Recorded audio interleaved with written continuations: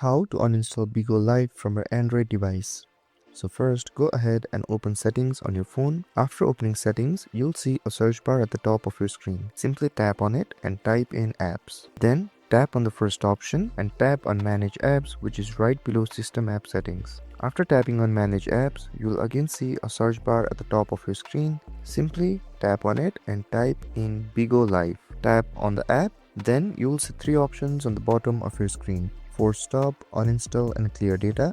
Simply tap on the middle option called uninstall, then tap on OK to confirm your decision.